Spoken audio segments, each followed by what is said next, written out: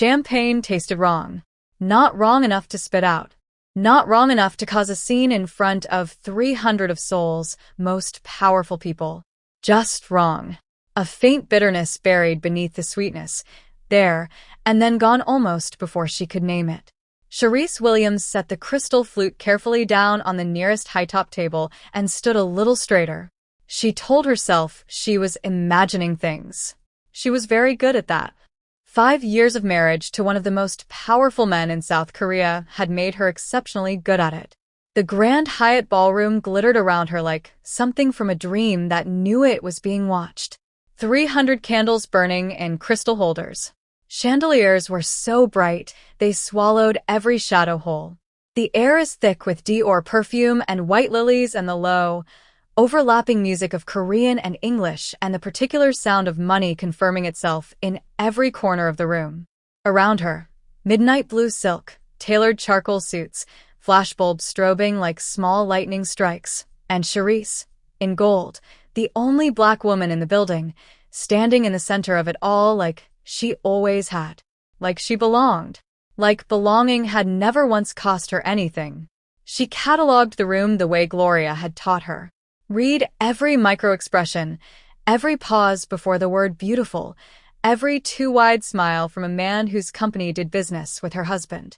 She had learned to live precisely in the gap between what people showed and what they actually meant. Survival, dressed as social grace. Then she saw him.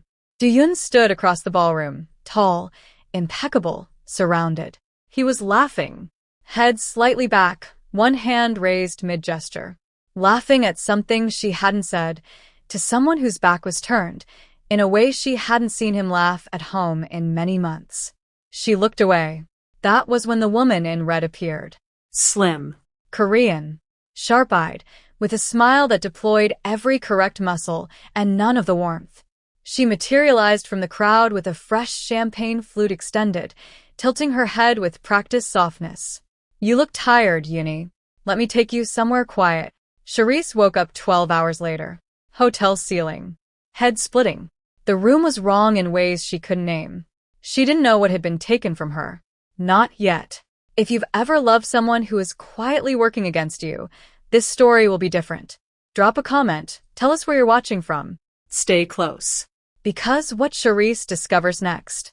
Nobody saw it coming. Not even her. Before Seoul, there was Columbus. East Side. A 2-bedroom house where the radiator knocked all winter and the porch cracked every spring, but the kitchen always smelled like something good because Gloria Williams believed a warm kitchen was the closest possible thing to an argument against despair. Gloria worked double hospital shifts, 12 hours in, 12 hours out, compression socks and bad coffee, never complaining where Charisse could hear it. She raised her daughter on 2 things, the Bible and the bone-deep conviction that a black woman's softness was not a weakness. It was a weapon, the kind that cuts before they ever see the blade.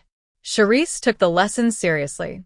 At 14, she was mixing lip glosses in the bathroom, baby oil, Vaseline, drugstore shimmer, lining them up on the toilet tank like a tiny laboratory of ambition. At 16, she burned her fingers on a wax melter trying to create her first tinted balm and kept going anyway because the color she was chasing didn't exist on any shelf she'd ever seen. By 23, Aurum Beauty had a website. By 26, it had 2 million customers and a foundation line called Built for Melanin 47 Shades. Every one formulated for the woman handed the wrong color her whole life and quietly told to make it work. Charisse's deepest desire had always been the same one, to be chosen completely, not despite who she was because of it. The ambition, the softness, the voice that got louder when she felt unseen. Her deepest fear, the one she only told Tasha at 2 a.m., that she would always be the woman people admired from a distance but never stayed for. Then Korea came looking. Shin Grand wanted a partnership. She flew over prepared for skepticism and got it. 8 executives watching her the way people watch something unexpected walk through the door. Then Do-yoon walked in, 20 minutes late, in a charcoal suit, and said without any preamble, "Your velvet mahogany shade. My mother wore it at my father's funeral." She said it was the only product that made her feel beautiful when she felt least deserving of it. Charisse had made that shade for Gloria. For seconds passed across that conference table. Every person in the room felt the specific electricity of two people recognizing something in each other they hadn't come looking for. She called Tasha from the hotel room that night. Charisse, he's worth $3 billion. And Charisse said, I know. That's not why. Tasha had known her since 7th grade. She understood. Duyun came to Columbus 3 months later. Sat at Gloria's kitchen table. Ate an entire plate of overcooked peach cobbler without a single complaint, because he was a man who understood that certain gestures cost more than they appear. Gloria told Charisse afterward, a man who eats bad food and pretends it's wonderful is a man trying to make you comfortable. That counts for something. He proposed on the Han River Bridge at 2 a.m., not in a velvet box, just the ring held between 2 fingers, like something too important for packaging. He cried at their wedding. The Korean press didn't believe the photographs. Charisse believed every moment. She had been there. That was 5 years ago. Somewhere inside those 5 years, someone had been watching. Always nearby. Always helpful. Always just at the edge of Charisse's peripheral vision at every Shin Empire event. The coordinator with the careful smile and the eyes that quietly counted everything. Charisse had never thought to count back. She took the test because she was out of other explanations. 3 days after the gala, Charisse stood in her sole bathroom in the gray morning light, holding a pregnancy test the way someone holds something they don't expect to mean anything. She had been nauseous for 2 weeks. She had blamed the stress of running a company from 11 time zones away. She had blamed jet lag, bad sleep, a marriage that lately felt like it was made of very expensive, very fragile glass. She had not once considered this. She set the test on the marble counter, went to answer a text from her COO about the Tokyo distribution deal. Came back. I looked down. I looked away. I looked back. Picked it up and held it 3 centimeters from her face. Pregnant. She stood completely still for 11 seconds. Then she called Tasha. Tasha was in Columbus eating cereal at 7 a.m., answering on the second ring. Hello, and Charisse said in a voice that was simultaneously calm and completely unraveling, Tasha. I'm pregnant. A silence. Then the distinct sound of a cereal bowl hitting linoleum. Then screaming loud enough for the neighbor to knock on Tasha's wall. Then both of them were crying and laughing on the phone for 11 minutes until Charisse's housekeeper knocked gently on the bathroom door. Mom? You've been in there for almost 20 minutes. I'm fine, Mrs. Park. Should I make tea? I know, Mrs. Park. A considered pause. Then, should I make tea? Charisse pressed her hand over her mouth to stop the laugh from becoming something else. Then Tasha said, okay. Wait. That champagne at the gala. You said it tasted weird. The laughter stopped. Charisse sat on the edge of the bathtub. She replayed it slowly. The crystal flute extended by a slim, certain hand.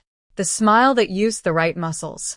And the thing she had filed under nothing. The half-second glance Sora's eyes had dropped toward Charisse's stomach before sliding politely away. So brief.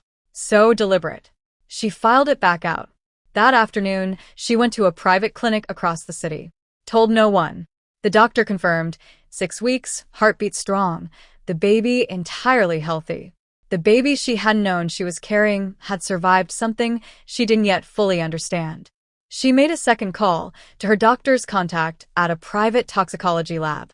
The morning after the gala, before she understood anything at all, Charisse had given a blood sample. Not because she knew. Because she was thorough by nature, by training, by the deep Ohio instinct that said, document everything, even when you don't know why. For days. She cooked Duyun's favorite meals. She attended a company dinner with his arm, gold earrings, an easy smile, kissed his cheek in front of the cameras. On the 4th morning, the results arrived by encrypted email. There had been something in her blood. Charisse read the report twice, set it face down on the desk, poured a glass of water, and stood at the window, looking at Seoul spread out below her. The city she had loved, the city that had just tried to take something from her. She was not going to fall apart. She was not going to scream. She was going to do what Gloria raised her to do. Plan. gather. And when the time came, burn it all down cleanly. The body knows before the mind is ready to admit it. She picked up her phone and made one call. I need the best private investigator in Seoul. Today. His name was Kwon Dae-sung, and he was the least impressive-looking man Charisse had ever hired. He showed up to their first meeting in a brown jacket so unremarkable it seemed chosen specifically so the human eye would slide right past him. He ate convenience store kimbap during their entire conversation and didn't offer an apology for it. He had spent 11 years as an NIS intelligence officer and another 8 doing private work for people who needed things found with absolute discretion and zero theatrics. He was, she was told, the best in Seoul. His updates arrived every Tuesday via encrypted message. Always short. Always devastating. The first read, Target maintains second mobile device. Pink case. Contacts app shows. Doohyun saved as my destiny. Herself saved as my future. Charisse stared at the screen for a long time. Then she scrolled down to the last line. You are saved as the problem. She read that twice. Then she typed back. Upgrade my budget. Find everything. She kept living her other life in parallel, the way a surgeon keeps a steady hand. She showed up at company dinners on Doohyun's arm in silk gowns, laughing at the right moments, answering questions about Aurum Beauty's Asian expansion with genuine enthusiasm. She was brilliant at this, the performance of a woman with nothing to hide, because she had learned that the most dangerous thing you could do was let them see you preparing. Doohyun noticed something had shifted. He just read it wrong. He thought she was withdrawing, becoming cold. One evening at dinner, he reached across the table and took her hand without saying anything, a gesture so familiar it almost broke something in her chest. She let him hold it. She smiled. Inside, she was counting days like a woman counting steps to a door. The red herring arrived on a Wednesday. She found a receipt in his jacket pocket, a jewelry store in Apgujeong, the kind where a single item costs more than most people's rent. She spent 48 brutal hours, convinced it was for Sora. She assembled the story in her head, fully, painfully, and then Mr. Kwon confirmed the truth. It was for Charisse. An anniversary gift. The anniversary Doohyun had then forgotten, and the gift had never been given. She folded the receipt and put it back exactly where she found it. It didn't change anything, but it complicated the grief. Meanwhile, Sora grew bolder. She texted Doohyun with increasing frequency, positioned herself at every Shin Empire function, made herself indispensable in ways that looked professional to everyone except a woman who was paying very close attention. Mr. Kwon's files thicken every week. Pharmacy CCTV, a slim figure in a dark coat paying in cash. Text exchanges with a university chemist that read like a consultation. 7 voice notes saved on the pink phone, recorded and sent to no one, just Sora talking to herself in the dark. Then the last one. Charisse sat alone in her office and listened to the translation through her earphone. Sora's voice, certain and unrepentant. She was going to have his child, and then he'd never leave. So I fixed it. Charisse's hands shook. Not from fear, from the specific tremor of a confirmed truth landing in a body that had suspected it for weeks. She set the phone down. I looked at the Seoul skyline. Then she called attorney Park Ji-yoon. Get ready, she said. We're moving. Patience is not surrender. In the right hands, it is the sharpest weapon there is. Mr. Kwon arrived at 9 p.m. with a brown envelope thick enough to convict someone. Charisse cleared her desk and he laid everything out without ceremony, the way a man lays out tools, not revelations. Purchase records. CCTV stills, time-stamped and labeled. A chemical analysis report with 2 highlighted sections. Printed transcripts of 340 text messages between Sora and a former university contact who held a postgraduate degree in pharmaceutical chemistry. 7 voice notes. And a supplementary file, thin, catastrophic, that Mr. Kwon placed to the side and let her reach for in her own time. She was not ready. She read it anyway. This was not a crime of passion. That was the first thing Charisse understood, working through the pages the way she had always processed difficult information all the way through, never around it. Sora had been researching for months before the gala. The substance was sourced carefully, paid for in cash, calibrated to terminate an early pregnancy without leaving obvious cause. Someone had sat with this plan long enough to make it precise and deliberate. She turned to the supplementary file. Mr. Kwan had found intercepted messages. Not from Sora to Do-yoon, from Charisse to Do-yoon. Texts she had written and sent over 18 months that had simply never arrived.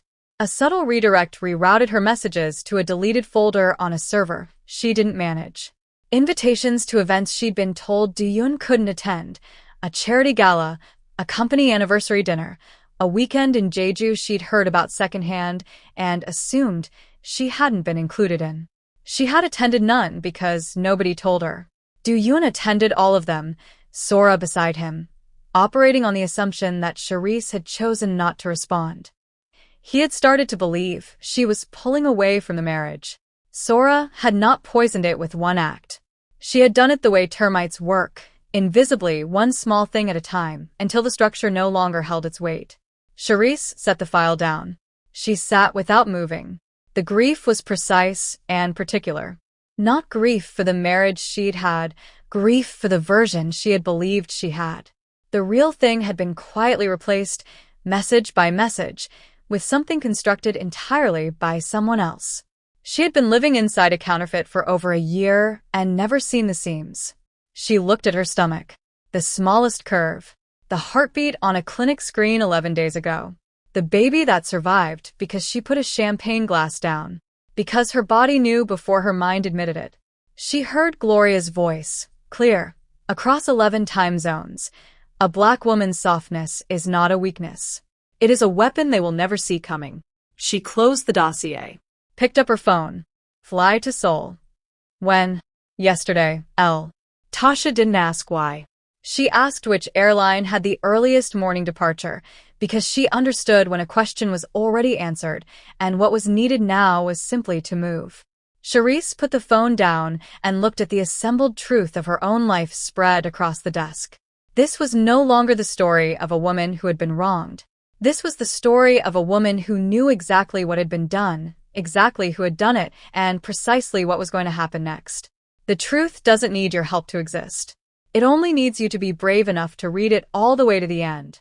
Do-yoon was in Busan. Tasha was asleep down the hall in the guest room. The apartment had never felt quite so large.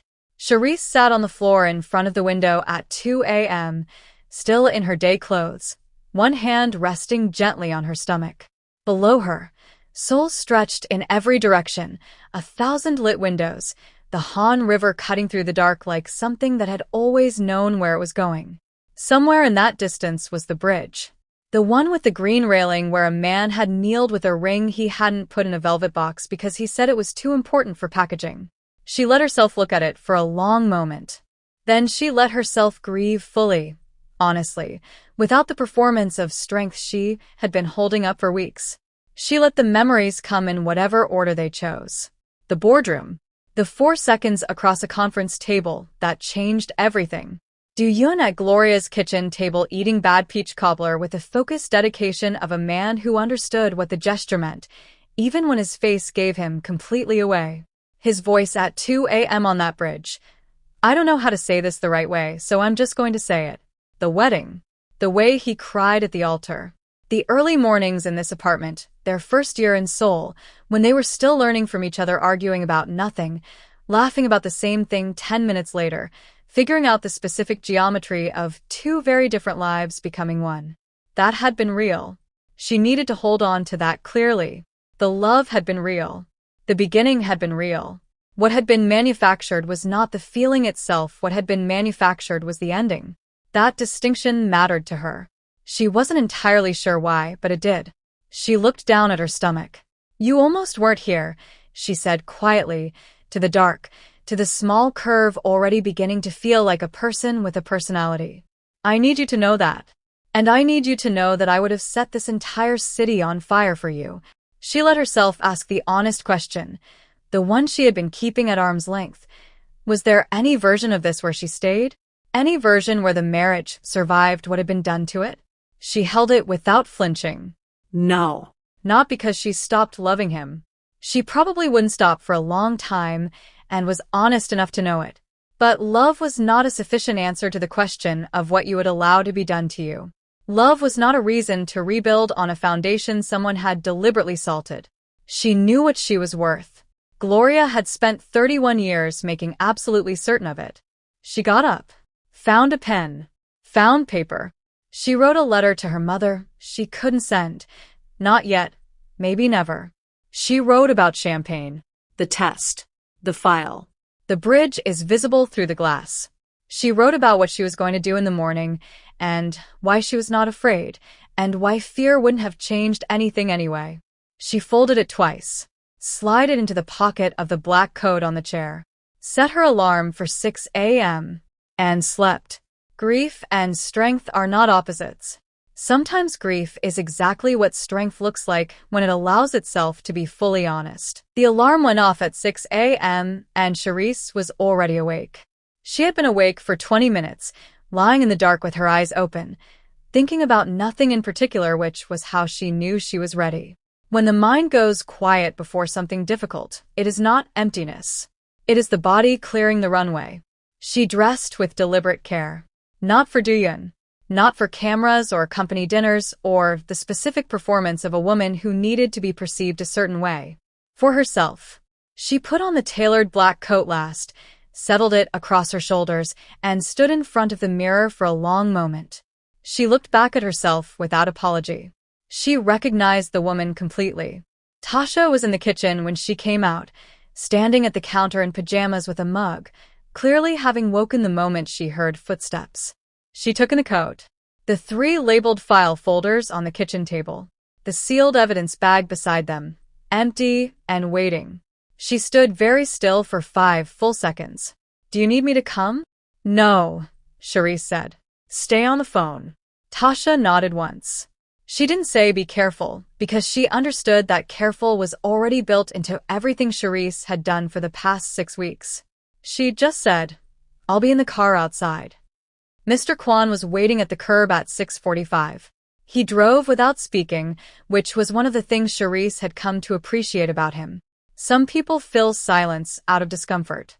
Mr. Kwan filled it with nothing at all, which meant the silence in the car was entirely hers, to think in or not.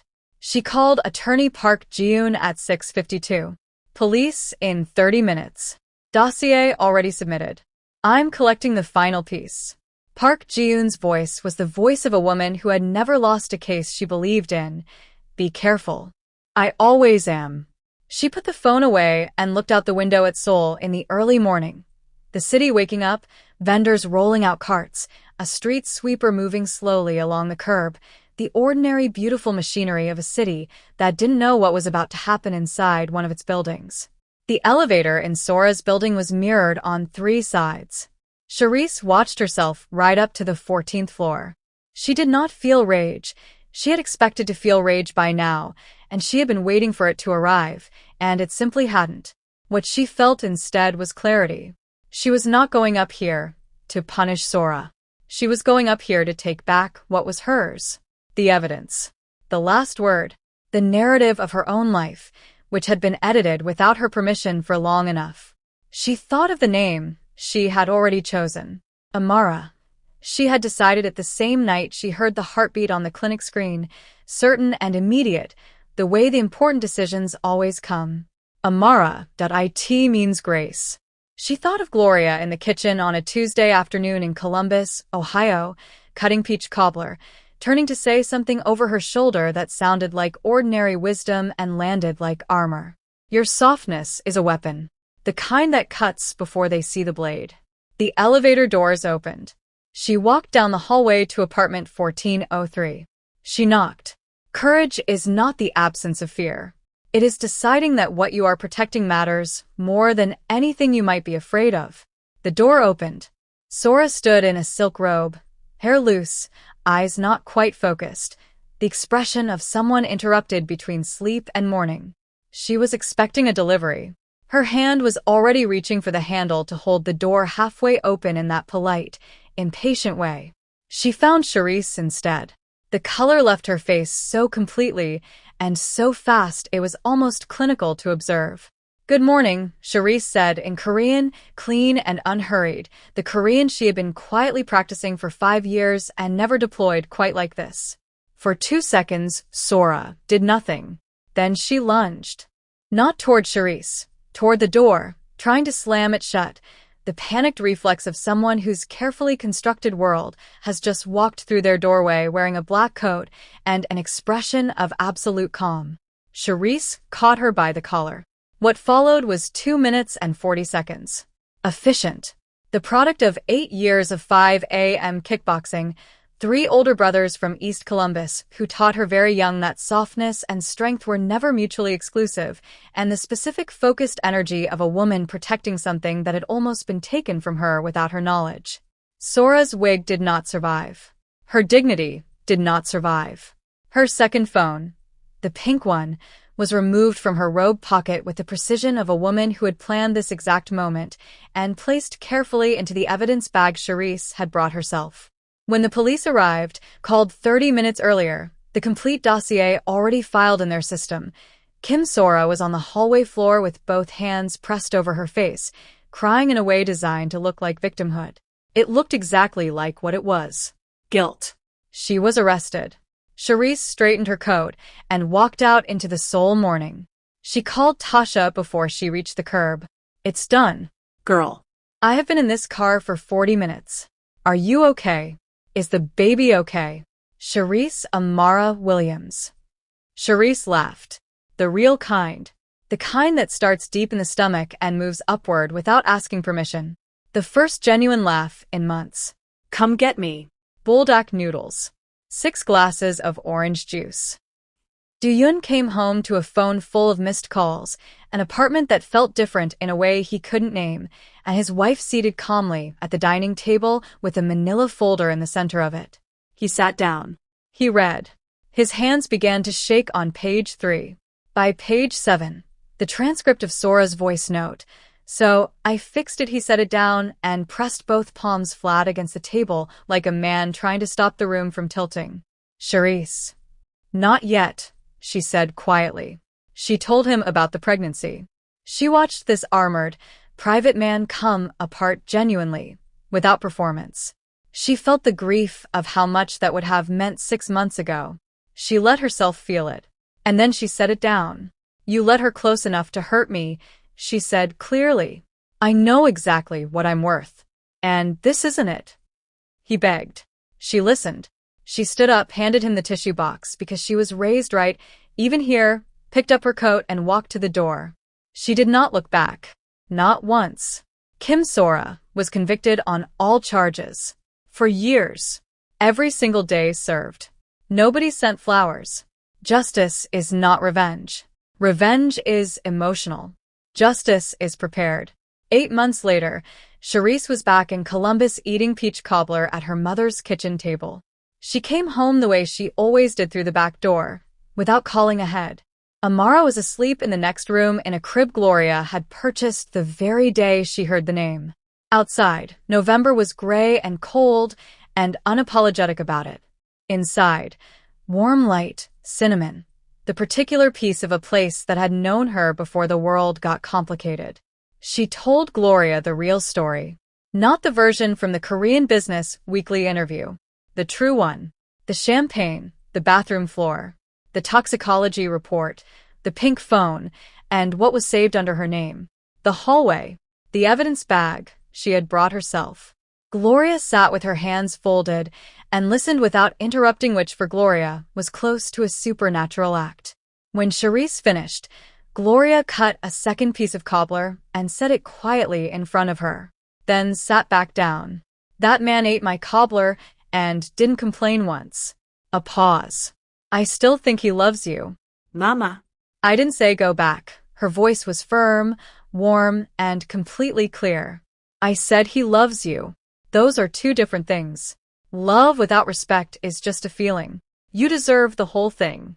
From the other side of the table, where Tasha had been sitting in complete uncharacteristic silence, on her third piece of cobbler, she looked up. Are we just not going to talk about the evidence bag? Gloria turned. You did what? Mrs. Williams, Tasha said, with considerable gravity. She was prepared. And then all three of them were laughing, the real kind, the full-body kind, the kind you earn. From the next room, Amara woke up, decided the noise sounded good, and joined in. Charisse went and got her. Stood in the kitchen doorway with her daughter against her chest, and felt something settle deep and quiet inside. Not the end of grief, not the absence of love for what she'd lost, but something steadier than both. The peace of a woman who knows exactly who she is and no longer waits for anyone's permission to be it. Aurum Beauty's Seoul flagship opened 3 months after the divorce. Tokyo followed. Aurum Medical launched that spring, fastest-growing K-beauty line by a non-Korean founder in the industry's history. Do-yoon issued a public apology. At Amara's first birthday, he stood at the edge of the room holding a gift, not trying to be more than he had earned. Sora served every day of her 4 years. And Charisse was just Williams again. No hyphen. No asterisk. The name she was born with. Always enough. She came for a business deal. She stayed for love. She left with herself. You are not the woman they tried to erase. You are who survived the erasing. And that is the most powerful thing you can ever be.